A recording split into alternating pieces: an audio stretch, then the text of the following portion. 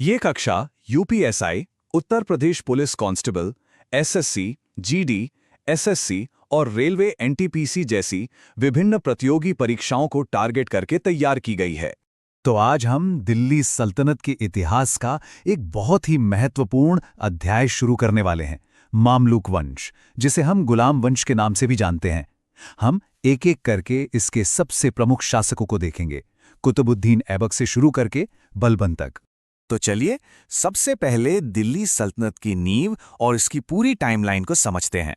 देखिए, दिल्ली सल्तनत का पूरा दौर लगभग 320 सालों तक चला, 1206 से लेकर 1526 तक। इस दौरान कुल 5 अलग अलग राजवंशों ने यहाँ राज किया और हमारा आज का जो फोकस है वो है सबसे पहला वंश यानी गुलाम वंश पर। अच्छा, अब एक सवाल उठता है कि इस वंश को गुलाम वंश क्यों कहते हैं? तो देखिए, इसकी वजह यह है कि इसके जो सबसे ताकतवर शासक थे, जैसे ऐबक, इल्तुतमिश और बलबन, ये सब अपनी जिंदगी की शुरुआत में गुलाम थे और इसी अनोखी वजह से इसे मामलुक या गुलाम वंश का नाम दिया गया, जिसकी स्थापना 1206 में कुतुबुद्दीन ऐबक ने की थी। चलिए अब बात करते हैं इस वंश के संस्थापक कुतुबुद्दीन ऐबक के, जिनका शासनकाल सिर्फ 4 साल का रहा। ऐबक के बारे में कुछ जरूरी बातें हैं जो परीक्षा में सीधी पूछी जाती हैं। पहली, उसने अपनी राजधानी दिल्ली नहीं बल्कि लाहौर को बनाया, और दूसरी दिलचस्प बात यह है कि उसने कभी सुल्तान की उपाधि नहीं ली, वो खुद को मलिक और सिपह सालार ही कहलवाता था।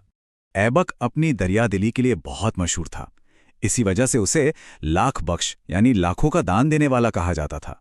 इतना ही नहीं, वो हाथियों का भी दान करता था, इसीलिए उसे पील बख्श की उपाधि भी मिली।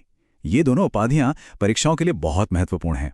ऐबक ने वास्तुकला में भी बड़ा योगदान दिया। उसने दिल्ली में कुव्वत उल इस्लाम मस्जिद और अजमेर में 2.5 दिन का झोपड़ा बनवाया, और सबसे ज्यादा जरूरी, उसने दिल्ली की मशहूर कुतुब मीनार का निर्माण सूफी संत बख्तियार काकी की याद में शुरू करवाया, जिसे बाद में इल्तुतमिश ने पूरा किया।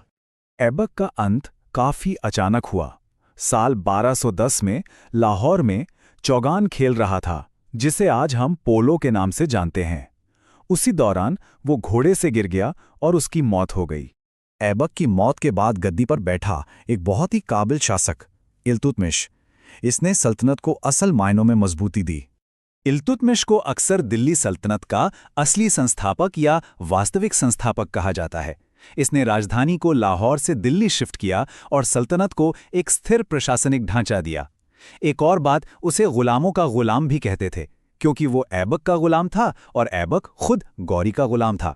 अपनी सत्ता को और मजबूत करने के लिए इल्तुतमिश ने 40 वफादार तुर्की सरदारों का एक ग्रुप बनाया, जिसे तुर्काने चहलगानी या चालीसा दल के नाम से जाना जाता था। ये दल शासन के मामलों में बहुत ज्यादा प्रभावशाली हो गया था। इल्तुतमिश ने एक बहुत ही महत्वपूर्ण सुधार किया, जिसे इक्ता प्रणाली कहते हैं। इसमें होता यह था कि सैनिकों और अधिकारियों को कैश सैलरी के बदले जमीन का एक टुकड़ा दे दिया जाता था, जिसे इक्ता कहते थे, और वो जमीन से अपना राजस्व इकट्ठा करते थे। इल्तुतमिश ने मुद्रा व्यवस्था में भी सुधार किया। उसने 2 नए तरह के सिक्के चलाए, चांदी का टंका और तांबे का जीतल। ये एक बहुत बड़ा कदम था, जिसने सल्तनत की अर्थव्यवस्था को एक स्टैंडर्ड दिया। इल्तुतमिश के बाद सल्तनत की बागडोर एक ऐसी शासिका के हाथ में आई जिसने इतिहास में अपनी एक अलग ही जगह बनाई, रज़िया सुल्तान। रज़िया सुल्तान दिल्ली सल्तनत की पहली और आखिरी महिला शासक थीं। सोचिए, उसके पिता इल्तुतमिश ने अपने बेटों की जगह उसे अपना उत्तराधिकारी चुना था। रज़िया ने पर्दा प्रथा को मानने से इनकार कर दिया और पुरुषों की तरह कपड़े पहनकर दरबार में आती थीं। लेकिन उसकी ये दिलेरी तुर्की अमीरों को पसंद नहीं आई और उन्होंने साजिश करके 1240 में उसकी हत्या करवा दी। रज़िया के बाद कुछ समय तक अस्थिरता का माहौल रहा। कई कमजोर शासक आए और इसी माहौल से उभरकर सामने आया एक बहुत ही शक्तिशाली और कठोर शासक, गियासुद्दीन बलबन। बलबन को सबसे ज्यादा उसकी लौह और रक्त की नीति के लिए याद किया जाता है। ये एक बहुत ही कठोर और बेरहम नीति थी, जो वो अपने दुश्मनों और विद्रोहियों के खिलाफ अपनाता था। उसका मकसद सिर्फ एक था, सुल्तान की सत्ता को सबसे ऊपर स्थापित करना। सुल्तान के पद की ताकत को वापस लाने के लिए बलबन ने कुछ बड़े कदम उठाए।